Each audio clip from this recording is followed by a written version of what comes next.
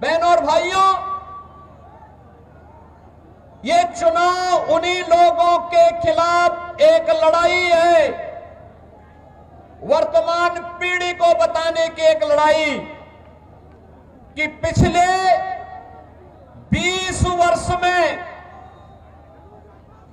NDA की नीतीश कुमार जी के नेतृत्व की सरकार ने प्रधानमंत्री मोदी जी के मार्गदर्शन में जो उपलब्धियां हासिल की है, ये नया बिहार है, जो बिहार अपने गौरवशाली अतीत के लिए जाना जाता है। उसी गौरवशाली अतीत के साथ बिहार को, वर्तमान बिहार को जोड़ने की इस यात्रा जो 2005 के पहले धूमिल हो चुकी थी, पहचान के संकट के दौर से गुजर रही थी, उसी बिहार को पुनः उसकी प्रतिष्ठा दिलाने के लिए डबल इंजन की सरकार वर्तमान में कार्य कर रही है। बहनों और भाइयों, मुझे आश्चर्य हुआ जब मैं रघुनाथपुर में आया और रघुनाथपुर में आकर के मैंने देखा कि आरजेडी ने यहां से जो प्रत्याशी दिया है वो अपनी खानदानी आपराधिक पृष्ठभूमि के लिए इस पूरे क्षेत्र नहीं, देश और दुनिया में कुख्यात रहा है। नाम भी देखो ना, जैसा नाम वैसा काम, जैसा नाम वैसा काम। और बहनों और भाइयों, इसीलिए तो मैं कहता हूं, हमने यूपी के अंदर एक बात कही कि भाई देखो, अपराध और अपराधियों के प्रति जीरो टॉलरेंस, और जीरो टॉलरेंस के तहत आज आप देख रहे होंगे आरजेडी और उनके लोग आज भी अयोध्या में श्री राम जन्मभूमि पर भगवान राम के मंदिर का विरोध कर रहे हैं। सीतामढ़ी और उसके आसपास के क्षेत्र में मां जानकी के भव्य मंदिर के निर्माण और कॉरिडोर के विकास के लिए किए जाने वाले कार्य का विरोध कर रहे हैं। यह आरजेडी के लोगों को बताना चाहिए, अयोध्या में श्री राम जन्मभूमि पर भव्य राम मंदिर का निर्माण होने के पहले उत्तर प्रदेश की डबल इंजन की सरकार ने प्रधानमंत्री मोदी जी के नेतृत्व में अयोध्या में राजर्षि दशरथ जी के नाम पर मेडिकल कॉलेज का निर्माण पहले किया, महर्षि वाल्मीकि के नाम पर इंटरनेशनल एयरपोर्ट का निर्माण किया, और फिर 500 वर्षों के कलंक को मिटाते हुए भगवान राम के भव्य मंदिर के निर्माण का मार्ग भी प्रशस्त किया। बहनों और भाइयों, मैं पूछना चाहता हूं, आरजेडी ने राम मंदिर के रथ को रोकने का पाप किया था, आरजेडी ने पाप किया था। कांग्रेस कहती थी कि राम तो हुए ही नहीं। इनका पार्टनर समाजवादी पार्टी उत्तर प्रदेश में राम भक्तों पर गोलियां चलाती है,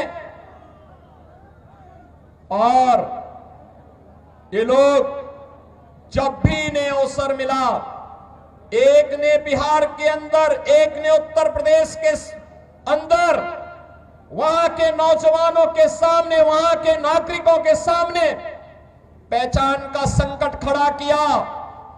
लेकिन बहनों और भाइयों, डबल इंजन की एनडीए की सरकार अब पहचान के संकट के लिए मोहताज नहीं। हर बिहारी आज अपने गौरव के साथ सीना तान करके देश और दुनिया के अंदर जाता है, अपनी पहचान को प्रस्तुत करता है। अब बिहार में क्या नहीं है, अब बिहार में सब्बा, अच्छी सड़कें हैं, और हम लोगों ने 6,100 करोड़ रुपए की लागत से अयोध्या धाम को सीधे सीतामढ़ी से जोड़ने के लिए राम जानकी मार्ग के निर्माण के काम को भी युद्ध स्तर पर आगे बढ़ाया है। आज बिहार में एयरपोर्ट है, मेडिकल कॉलेजेज हैं, इंजीनियरिंग कॉलेजेज हैं, और आज बिहार में पलायन नहीं,